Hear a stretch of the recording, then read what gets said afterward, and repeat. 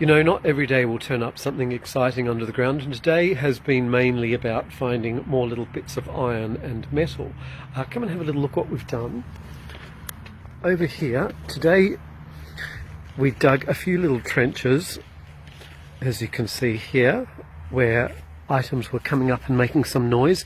This one here made a lot of noise, and as you can see down here we've got a tent peg.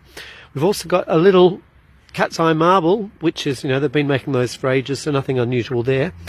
Teeny tiny little fragment of china, some bone, because it wouldn't be a trench for me if there wasn't bone in it, and all these little clumps of iron here, little tiny off cuts of iron and strange pieces. Not sure what they're from, obviously. Well, not obviously, but maybe the end of a nail or something that's been cut off. I don't know enough about ironmongery. If anyone does, shout out.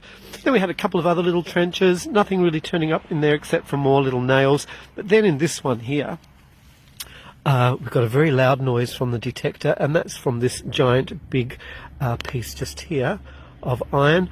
But then I turned up these little tiny pieces of china here, and I always get a little bit excited when I find china, because even though we know that the iron tells us, you know, people were working and doing things and building here and whatever they might have been doing, something about china, particularly when it's got a pattern on it like this, that becomes about the people. Yeah, that takes you into their houses.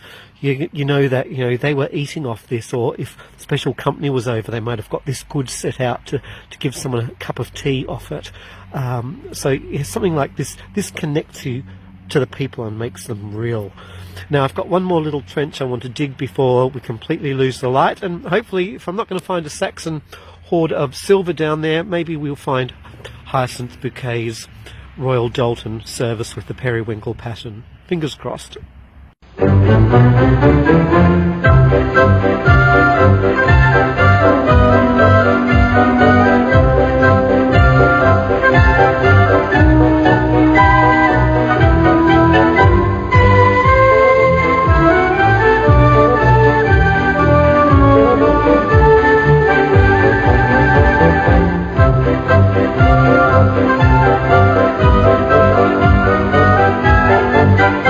Dun, dun, dun, dun, dun. So as it turns out, we didn't find Hyacinth Bouquet's Royal Dalton china with a periwinkle pattern on it in that last trench, but we did find a few bits of china though. Let's have a little look.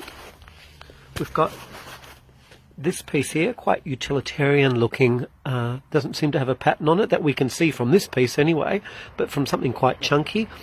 I want to say that it feels like some sort of kitchen bowl. This piece here, it's got a little curve to it, and it's a bit broken off down the edge here, and I'm wondering whether that's the top off a sugar bowl. Something that's, if you follow that curve, the size that it would go round would suggest something about the size of a sugar bowl. And this bit of glass as well off an old window or louver. There was another piece of this poking out of the edge of the trench, so I am going to go back and have a look in that trench and widen it out tomorrow anyway. But even though we didn't find Hyacinth Bouquet's Royal Dalton with a periwinkle pattern, let's finish off the day with the spode. Cheers.